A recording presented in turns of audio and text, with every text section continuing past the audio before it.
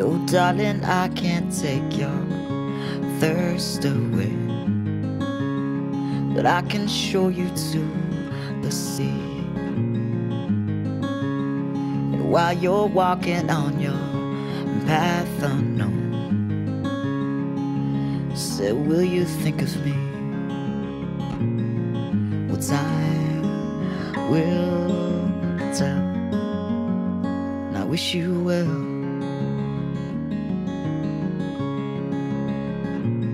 What are we after here? We are after a genuine societal revolution. We want everyone, not just parents, but parents, educators, physicians, anyone who's interacting with children. We want them to reframe a child's behavior. We want them to be asking, why are we seeing this? Time will tell, and I wish you well. Our basic premise of early brain development is the following: that the fundamental unit of early brain development is the dyad, not an isolated brain. It's a brain-to-brain hookup.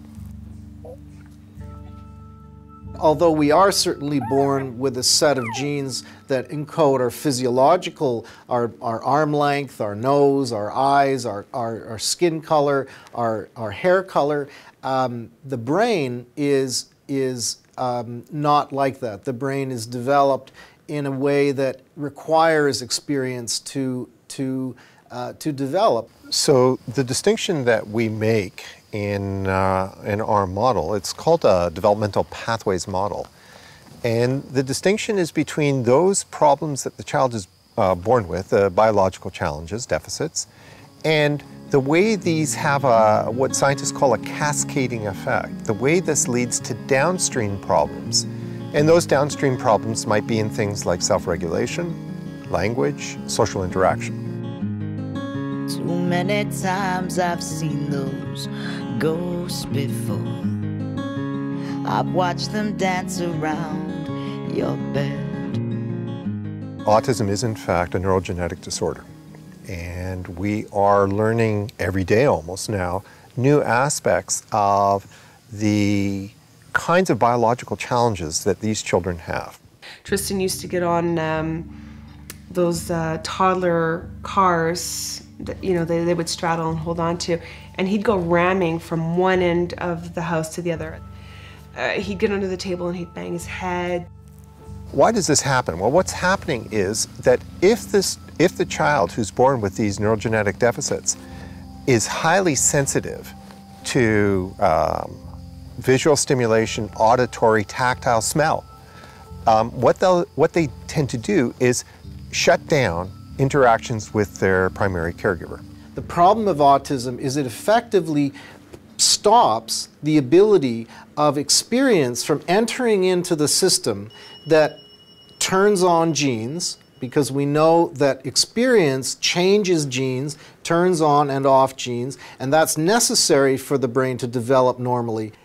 He's at an age right now that this is crunch time.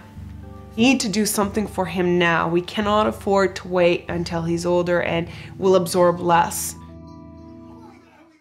So our major question was, could we get them to engage in natural social interactions? Not just to engage in them, but to want to. Could we get them to want to enjoy it, to want to initiate? In other words, could we entirely change their trajectory by getting them to become active social agents?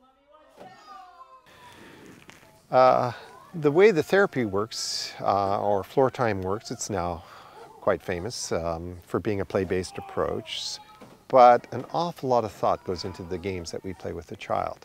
So the therapists will have a game plan in advance. They'll have been thinking quite hard about the child, thinking about the biological issues that they see, and trying to figure out how can they engage that child's interest.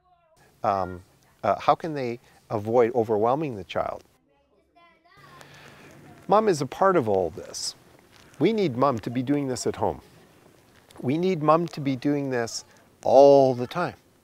Because in order to get what we call a dose effect, in order to get these parts of the brain really cooking, these parts of the brain that have had trouble talking to each other, in order to get them hooked up, integrated. Mom and dad have to be doing it in every opportunity that they have. The social reward system is really what's behind all social interaction, love, bonding, the joy of being a parent, the joy of being a child, of loving your parent. All of that is part of this social reward system. I've developed a model of the social reward system and its relation to the frontal lobe control systems and the limbic center, and I would like to further test this with a large longitudinal sample to look at the precise variables that go into developing this system. And without further funding, we couldn't do that. And I think it would be a real shame, because now that we've done all of the main work that goes into developing these variables, without a longitudinal study, we really will fail at understanding something so critical for human development. At this age, this kind of a study has been instrumental in changing my son's life, my family's life. And from the other parents that I've talked to, it's been the same for them. We need to keep it going. When you come back from the great beyond, with moonlight in your hair, I will meet you where that dark road ends, and it won't be long until we're there. Anywhere from a quarter to a half of all of our children are having sufficiently significant self-regulatory problems that it will affect their downstream psychological and or physical well-being, and probably both. So this is a big issue.